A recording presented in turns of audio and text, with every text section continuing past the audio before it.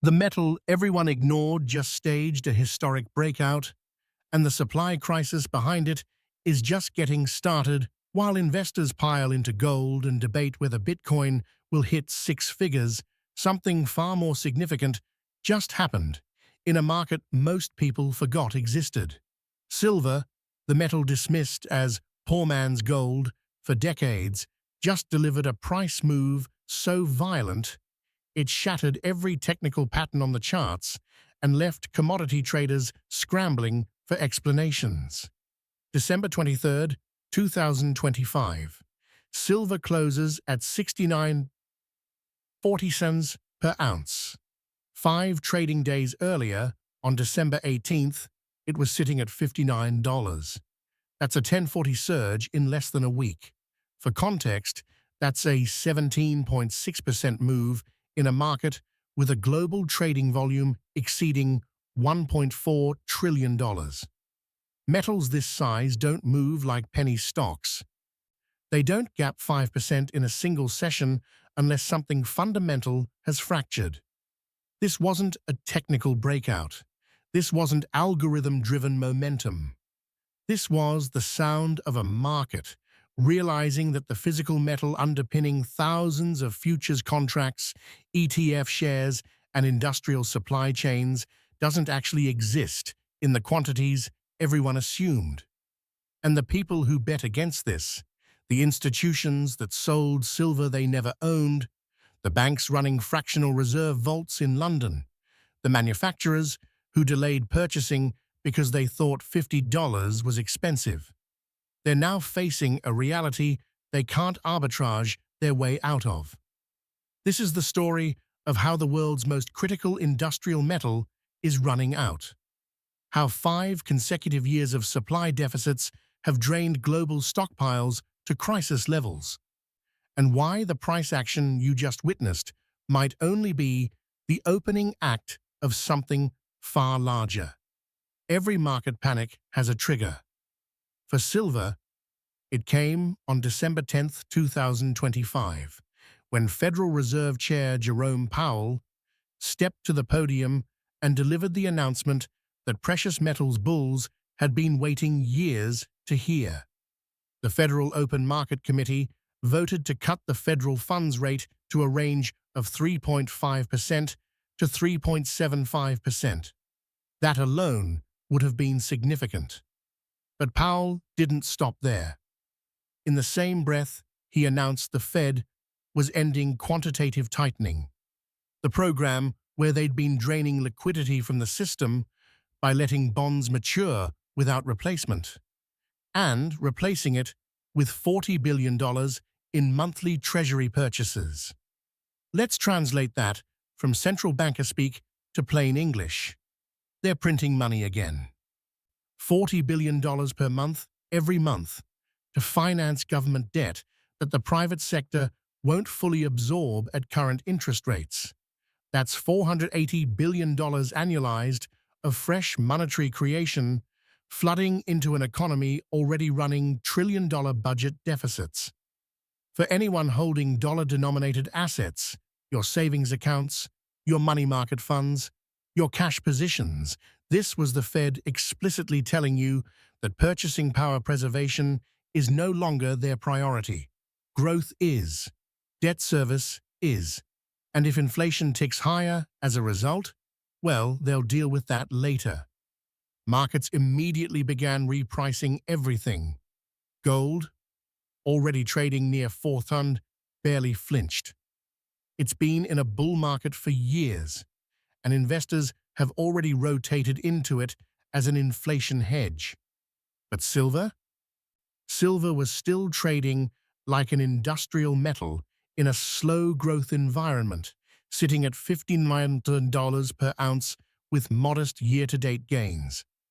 That perception lasted exactly 8 days. December 18th brought the November Consumer Price Index print, 2.7%, well below the 3.1% consensus forecast. Inflation appeared to be cooling. Markets immediately priced in 2 more Fed rate cuts by April 2026, driving the implied federal funds rate down to an eventual 3.0% to 3.25% range by spring. And that's when silver exploded. December 18th, silver jumps $3 in a single session to $65, a 5.1% daily gain. Volume surges to levels not seen since the March 2020 COVID panic. December 19th, the rally continues. 65 hours becomes 66 50 cents. Commentary starts appearing on trading desks about unusual tightness in London spot markets. December 20th to 22nd, silver goes parabolic.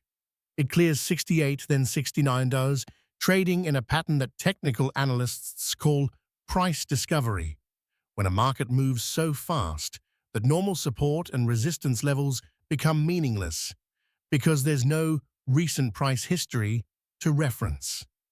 December 23rd, silver hits 69.40 yen. In 5 trading days, it's gained 17.6%. Volatility measures spike. Options markets price in the possibility of $80 silver by February 2026. This wasn't a rally. This was a repricing. And it happened because traders finally did the math that we're about to walk through together. The calculation that shows why the current silver price, even at $69, might still be dramatically undervaluing the severity of the supply crisis unfolding in real time. Here's the uncomfortable truth that every mining executive, central bank commodity desk, and industrial purchasing manager has known for years, but hoped would somehow resolve itself. Silver has been in a structural supply deficit since 2021. Not a temporary shortage, not a brief imbalance that gets corrected by a few new mines coming online. A persistent, widening gap between what the world produces and what the world consumes. The Silver Institute, the industry's primary research organization, publishes annual supply-demand data that tells the story in stark terms. 2021, deficit, 51 million ounces. 2022, deficit, 237 million ounces. 2023, deficit, 184 million ounces. 2024, deficit, 211 million ounces. 2025, deficit, projected, 117 million ounces. Add those numbers together. Over 5 years, the cumulative deficit reaches approximately 800 million ounces. To put that in perspective, global mine production in 2025 was roughly 835 million ounces. We've consumed an entire year's worth of mining output beyond what mines actually produced. That metal had to come from somewhere. It came from stockpiles, from above-ground inventories, from the physical bars sitting in London vaults, New York warehouses, Swiss depositories, and ETF storage facilities, from recycled scrap and old jewelry melted down, from the buffer that commodity markets rely on to smooth out temporary supply disruptions. And that buffer is nearly gone. Here's why this deficit is different from cyclical commodity shortages you might have seen in copper, oil, or wheat. Those commodities can respond to price signals. When oil hits $100 per barrel, wildcatters start drilling marginal wells.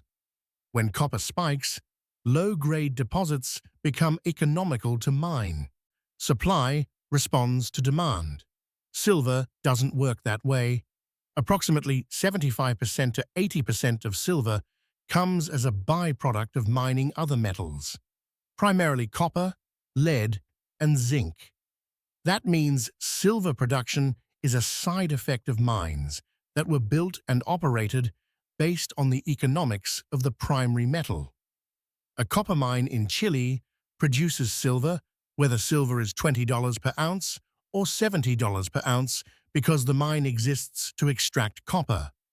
The silver is a bonus, a credit against operating costs, but not the deciding factor in whether the mine runs. Even at 69 per ounce, a price that would have seemed fantastical just 2 years ago, you can't simply decide to mine more silver. The copper has to be economic. The lead has to justify the capital expenditure. Silver is along for the ride. And here's the nightmare. Global silver mine production peaked in 2016 at approximately 900 million ounces. Since then, it's been declining. Grade depletion, permitting delays, environmental regulations, community opposition to new projects, and simple geological reality have combined to reduce output. By 2025, annual production had fallen to 835 million ounces, despite silver prices tripling from their 2020 lows. Meanwhile, demand has gone in exactly the opposite direction. When people think about silver, if they think about it at all, they picture coins, jewelry, maybe silverware, investment demand, speculative positioning. What they don't picture is the hidden metal inside every solar panel, electric vehicle, smartphone, 5G antenna, and artificial intelligence server farm powering the modern economy. Industrial silver demand hit 700 million ounces in 2025, according to the latest Silver Institute figures. That's 83% of total mine production being consumed by industry alone, before you even count jewelry, coins, silverware, or investment purchases. And that industrial demand is growing in sectors that aren't slowing down, that aren't subject to economic cycles or consumer whims, that are structurally embedded in the global energy transition and technological infrastructure build-out of the 21st century. Solar energy.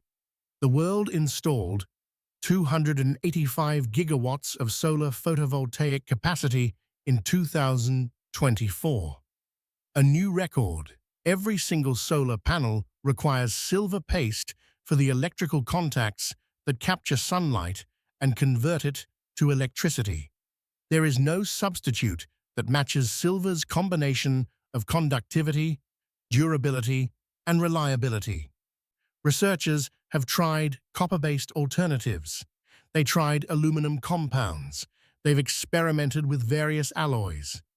Nothing works as well, and nothing lasts as long. The average solar panel uses approximately 20 grams of silver.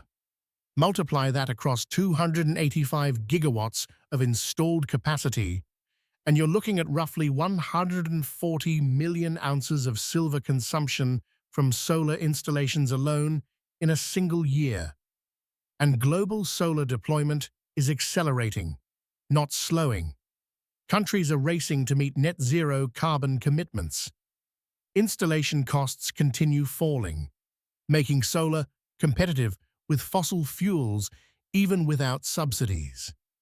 The International Energy Agency projects solar capacity to triple by 2030.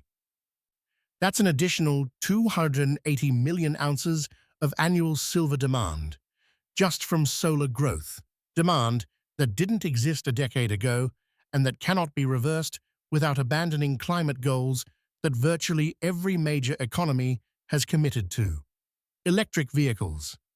The average electric vehicle uses between 25 and 50 grams of silver in its electrical systems, roughly double what a conventional internal combustion vehicle requires. With EV sales growing globally, China alone sold 9.5 million EVs in 2024, and the US market is rapidly expanding. You're seeing incremental silver demand that compounds every year as the global vehicle fleet electrifies. Artificial intelligence infrastructure. This is the demand driver that almost nobody saw coming. The AI revolution requires massive data centers, warehouse-sized facilities filled with thousands of high-performance GPUs, servers, networking equipment, and cooling systems. Every component requires silver for circuit boards, connections, and thermal management. Microsoft, Google, Amazon, Meta, and other tech giants are planning investments exceeding $200 billion in AI infrastructure over the next 3 years.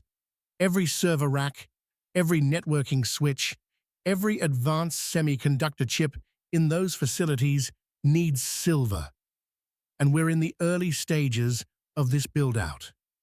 The AI boom isn't a one-year trend. It's a multi-decade infrastructure transformation.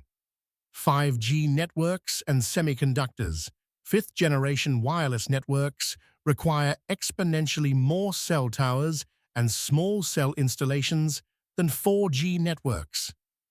Each installation uses silver for connections and components. Meanwhile, the semiconductor industry, already the largest industrial silver consumer at approximately 90 million ounces annually, continues growing as chips proliferate into vehicles, appliances, medical devices, and industrial equipment. Add it all up, and you have industrial demand that's structural, not cyclical. These sectors aren't sensitive to recession in the traditional sense. Even if GDP growth slows, countries aren't going to halt solar installations or dismantle 5G networks. Industrial silver consumption has a floor that's much higher than it was a decade ago, and that floor keeps rising. The supply crisis unfolding in silver markets right now is exactly why we created the Wealth Files. While mainstream financial media focuses on stocks and crypto, we've been tracking the commodity markets where real supply-demand imbalances create generational investment opportunities. Our latest research report breaks down the exact timeline of silver's potential move to triple digits, the specific catalysts to watch, and the positioning strategies that professional commodity traders are using right now. Now let's talk about why December's price explosion wasn't just about supply and demand fundamentals. It was about the derivatives architecture that sits on top of the physical silver market, the futures contracts, ETF shares, allocated accounts, and unallocated deposits that allow the market to function with fractional reserves. That system just started breaking. Start with COMEX, the New York exchange where silver futures trade. In 2020, registered silver inventories, the metal eligible for delivery against futures contracts, stood at 346 million ounces. That's a comfortable cushion for a market where thousands of contracts trade every day, most of which get rolled forward rather than settled in physical metal. By late 2023, those inventories had collapsed to 82 million ounces, a 76% decline in just 3 years. As of October 2025, we've recovered to around 526 million ounces as various holders have re-registered their metal to take advantage of the tightening market. But here's what makes that number meaningless in a genuine squeeze scenario. During delivery months, when futures contracts actually come due and holders can demand physical metal instead of rolling their positions forward, the theoretical delivery demands can exceed available supplies by staggering ratios. In March 2024, open interest in silver futures represented claims on roughly 900 million ounces of silver. Available registered inventory at that time, approximately 280 million ounces. That's a 3.2 to 1 ratio of paper claims to physical metal. Now imagine what happens if even 15% of contract holders decide they want actual delivery instead of cash settlement. The system can't deliver. It's mathematically impossible. And that forces either cash settlements at distressed prices, delivery failures that trigger legal disputes, or emergency rule changes by the exchange. But COMEX isn't where the real crisis is developing. That's happening in London. The London bullion market has operated for centuries on what's politely called a fractional reserve model for precious metals. The vaults hold less metal than the total claims against it because, under normal circumstances, not everyone demands delivery simultaneously. It's the same principle as banking. Your bank doesn't keep all depositors' cash sitting in a vault because in normal times, people don't all show up demanding withdrawals on the same day. The bank lends most of that money out, keeping only a fraction in reserve to meet daily withdrawal demands. Except what happens when there's a run on the bank? When depositors lose confidence and line up at dawn demanding their money? The bank fails. It cannot meet redemptions because the cash doesn't exist. That's the scenario that almost played out in the London silver market in October 2025, and it's why savvy traders were positioning for the December explosion months before it happened. On October 10, 2025, silver lease rates in London spiked to between 35% and 39% annualized. Read that number again. To borrow physical silver for delivery, institutions were paying almost 40% annual interest. Why? Because free-floating inventory in London vaults, metal that's actually available for immediate delivery, not locked up in allocated accounts, had dropped to critically low levels. Market intelligence reports suggested that available inventory could be exhausted within months at current industrial consumption rates. This wasn't a rumor or speculation. This was vault operators literally running out of metal to lend. When lease rates spike to 35% plus, that's the financial equivalent of depositors lining up outside a bank at 4 a.m. and the bank frantically calling every other institution trying to borrow cash at any rate to meet the withdrawal demands. Then, on December 9, 2025, Kotak Mahindra Asset Management in India made an announcement that sent shockwaves through global commodity markets but barely made financial news headlines. They suspended new investments in their silver ETF, just stopped taking money, closed the fund to new investors.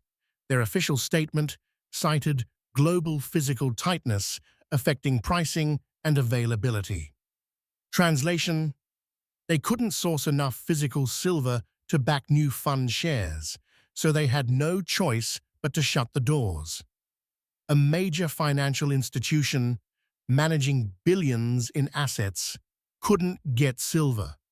Think about what that means. Not couldn't get it cheap, couldn't get it at all, at prices they were willing to pay to back an ETF that's supposed to track spot prices. In commodity markets, there's a technical condition called backwardation that functions as a flashing red alarm. It happens when the spot price, what you pay for immediate delivery, exceeds the futures price for contracts delivering months from now. In normal markets, futures prices are slightly higher than spot because of carrying costs. Storage, insurance, and financing mean that metal delivered 3 months from now should cost a bit more than metal delivered today. When that relationship inverts, when traders are willing to pay more for metal right now than for metal in the future, it means the market is screaming, "We need physical metal immediately, and we'll pay whatever it takes to get it." In October 2025, London spot silver was trading at a $2 to $2.50 premium over COMEX futures prices. That's severe backwardation. That's a market desperately short of physical supply, willing to pay extraordinary premiums for immediate delivery. But here's the trap that's catching short sellers and creating the conditions for a historic squeeze. That 526 million ounces sitting in COMEX warehouses in New York? It's in New York. The shortage, the panic, the vault crisis, That's all happening in London. And you can't email silver across the Atlantic Ocean. Moving 1,000-ounce silver bars from COMEX warehouses in New York to London vaults costs money, takes time, requires insurance, shipping logistics, customs clearance, and vault receiving operations. Even if you're willing to pay premium rates and expedite everything, you're talking days or weeks, not minutes or hours. In a market moving $5 per day, that shipping time becomes a speculative position in itself. Do you lock in the arbitrage and risk the price moving against you during transit? Do you wait and hope the spread widens further? Every decision involves risk in a dislocated market. This is what a short squeeze looks like when it's happening not to GameStop or meme stocks, but to sovereign bullion markets, when the people who need silver for industrial production can't source it at reasonable prices, when banks who sold derivatives can't borrow the metal to deliver, when vaults that are supposed to have reserves are running on fumes.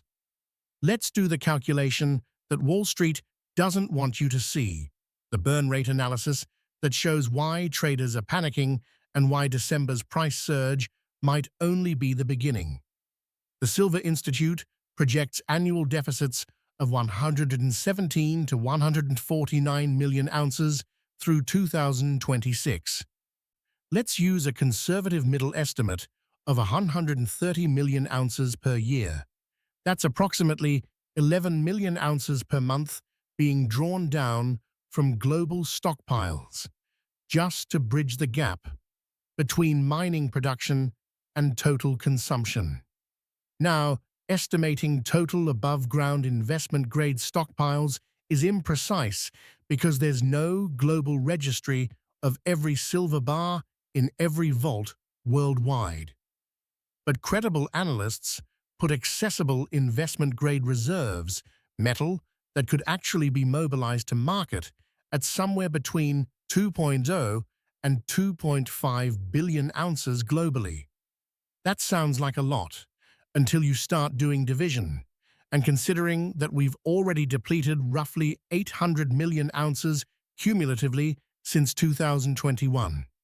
If we're burning through 130 million ounces per year in deficit conditions and industrial demand continues growing, we're looking at a scenario where accessible stockpiles could be functionally exhausted by late 2026 or early 2027. Not decades from now, not even multiple years. We're talking 12 to 18 months until industrial users literally cannot source the metal they need at anything resembling current prices. What happens at that inflection point? Price has to rise until demand is destroyed.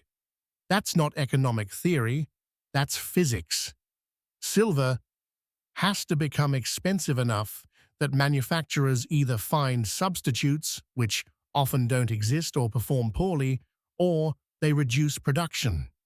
Solar panel manufacturers would face component shortages. EV producers would ration supply.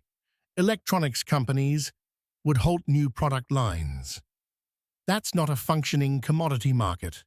That's an industrial supply crisis with cascading economic impacts.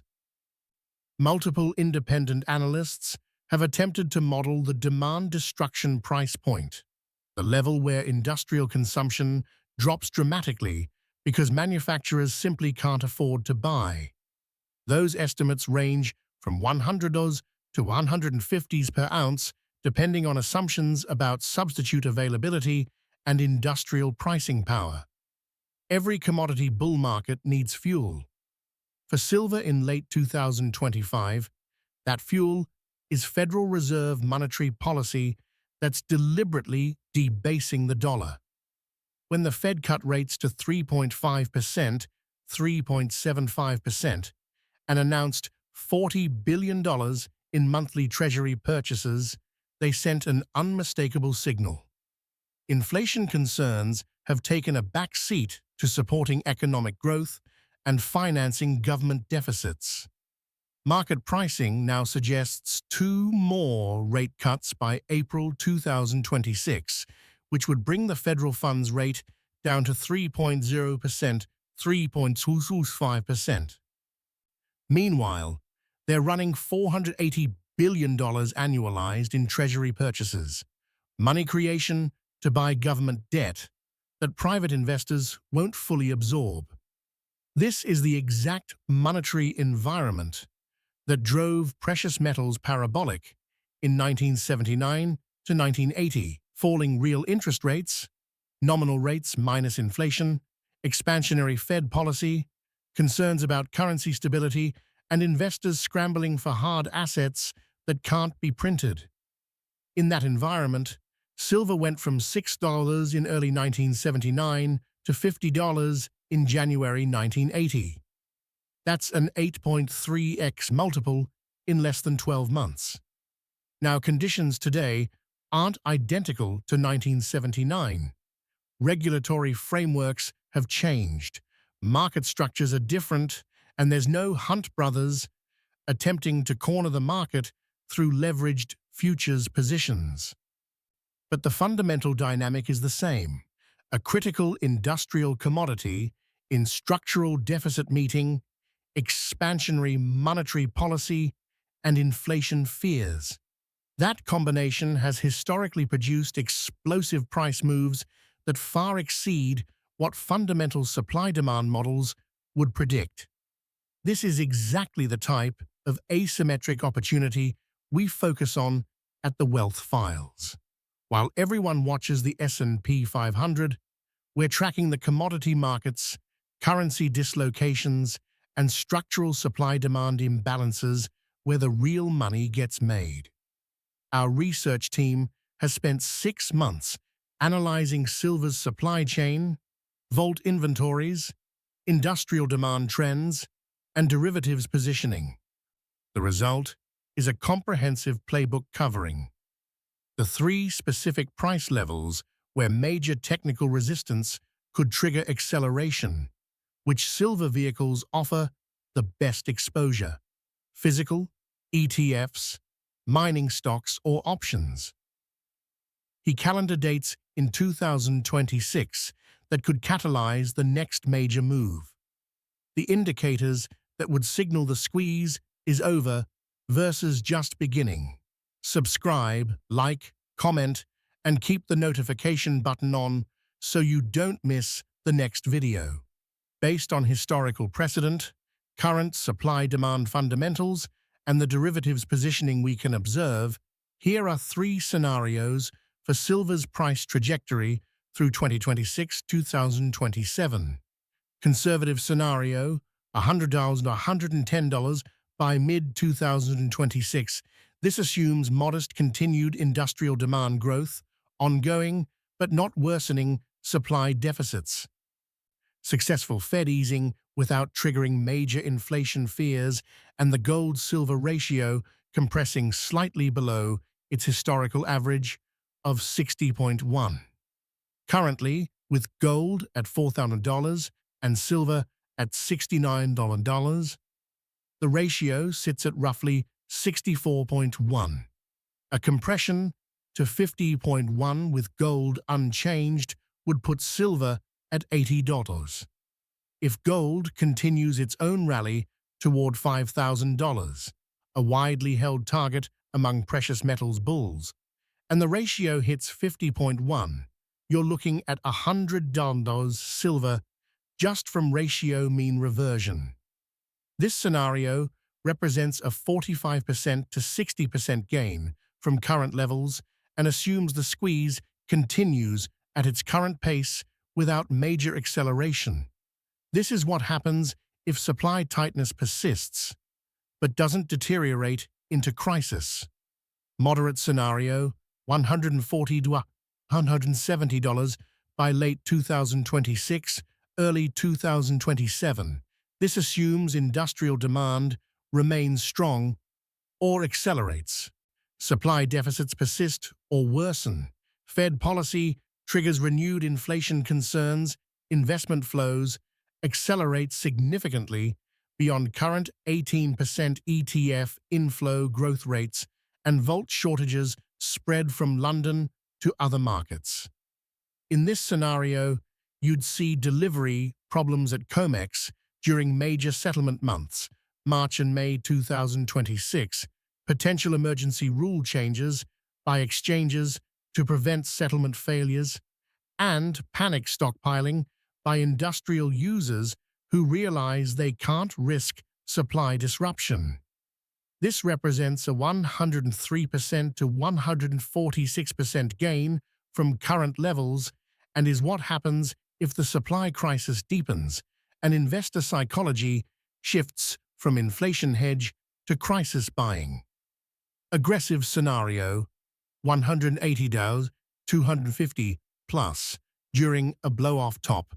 This assumes a full-blown supply crisis, possible derivatives failures, or major short squeeze events. Panic buying by industrial users, massive investment inflows, gold-silver ratio compression to the 30 to 40:1 levels seen during previous bull market peaks, and a genuine fear-driven dislocation where price discovery breaks down. This represents a 161% to 262% gain from current levels and is what happens if we get a 1980-style panic where shortage psychology completely overwhelms normal market function. In this scenario, you'd see silver trade based not on production costs or industrial demand models, but purely on fear and availability. Which scenario plays out depends on factors we can monitor in real time over the coming months. March 2026 COMEX delivery month. This is one of the biggest settlement periods of the year when futures contracts come due and buyers can demand physical delivery. If March sees heavy delivery demands and COMEX struggles to fulfill them, that would signal we're moving toward the moderate or aggressive scenarios. Watch for reports of cash settlements being forced on buyers who wanted metal or exchange rule changes to limit deliveries. London Vault inventories.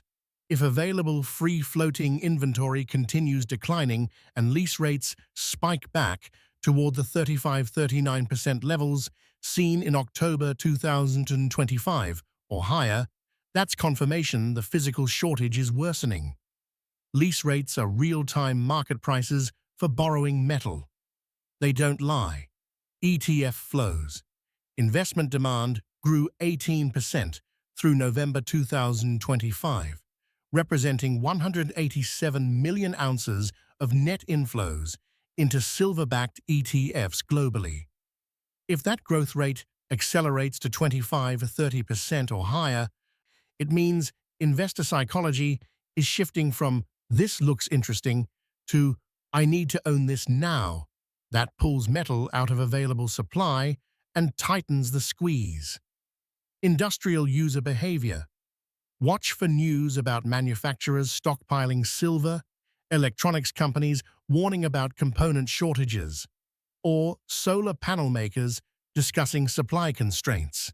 That would confirm the supply crisis is spreading beyond financial markets into real economy impacts. Federal Reserve policy. The next FOMC meeting is January 28 to 29, 2026. If they cut rates again and signal more easing ahead, that's gasoline on the fire. If they surprisingly reverse course and hold or hike to fight inflation, that could temporarily cool the rally, but would risk recession and bring different crisis dynamics. Every commodity rally gets compared to previous bubbles. Every surge prompts skeptics to say this time is different sarcastically, implying that fundamentals don't matter and everything is speculation. But sometimes fundamentals actually do change structurally, and silver in 2025–2026 has characteristics that make it genuinely different from previous rallies.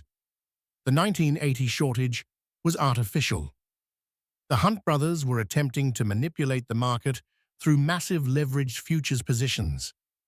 When regulators changed margin requirements and forced liquidation, the squeeze collapsed because the shortage was manufactured, not real. Today's shortage is structural and real. It's driven by 5 years of deficits, underinvestment in mine development, byproduct production constraints, and explosive growth in industrial applications that didn't exist in 1980. There were no solar panels consuming 140 million ounces annually in 1980, no EVs, no AI data centers. The industrial demand base is fundamentally larger and more rigid. The 2011 rally was driven by investment flows.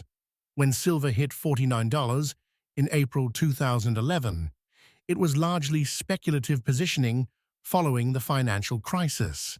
When momentum broke, investors sold and the price collapsed because there wasn't a physical shortage forcing industrial buyers to compete for supply. Today, you have both investment demand and industrial shortage. That's a fundamentally more stable foundation for a sustained rally because even if speculative buyers exit, industrial users still need the metal. The supply response is broken. In past commodity bull markets, higher prices eventually brought new supply. Oil companies drilled. Mining companies opened new pits. Supply responded to demand. Silver's supply response is fundamentally constrained by its byproduct nature. Even at $69 or $100 or $150, primary silver mines are rare because the deposits don't exist at scales that justify development, and byproduct silver only increases if copper, lead, and zinc production increases, which is driven by those metals' economics, not silver's price. Let's synthesize everything we've covered. 5 consecutive years of supply deficits totaling 800 million ounces. Global mine production declining even as industrial demand surges. London vaults running critically low on free-floating inventory. Lease rates spiking to 35–39%, signaling desperate physical tightness. A major ETF suspending subscriptions because they can't source metal. COMEX London arbitrage breaking down due to logistics constraints.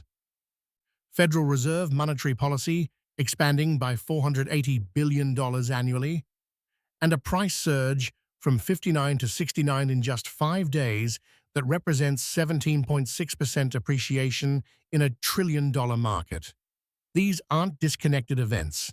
They're symptoms of the same underlying condition. The physical silver market is breaking because the buffer between supply and demand has been exhausted. For 5 years, we've been consuming more than we produce. For 5 years, that deficit has been filled by drawing down stockpiles, mobilizing scrap, and running fractional reserve vaults in London that promised more metal than they actually held. That game is ending. The math doesn't allow it to continue. At current deficit rates of 130 million ounces annually, and with accessible stockpiles estimated at 2.0 to 2.5 billion ounces, after already depleting 800 million, we're looking at potential functional exhaustion by late 2026 or early 2027. That's the timeline where industrial users literally cannot source supply at current prices, and we see either demand destruction or price explosion. Next stop $100. Based on the fundamental supply-demand mathematics, the historical precedent of 1979 to 1980, the derivatives positioning that's trapped short sellers, and the Federal Reserve's commitment to monetary expansion, that's not the question. The question is whether $100 is the destination or just a waypoint to something significantly higher. Because in markets like this, fortunes aren't made by following the crowd after the move is obvious. They're made by understanding the mathematics before Wall Street wakes up, by recognizing structural imbalances before they become headline news. by positioning before the panic buying starts. December 18th to 23rd was the week Wall Street realized. The weak lease rates, vault inventories, and derivatives positioning converged into a price surge that couldn't be ignored. For investors who saw this coming, who studied the deficit data, monitored the London vault crisis, understood the fractional reserve dynamics, and recognized that industrial demand creates an inflexible floor, this was the confirmation that fundamentals matter. While everyone was chasing gold, silver just made its most explosive move in years.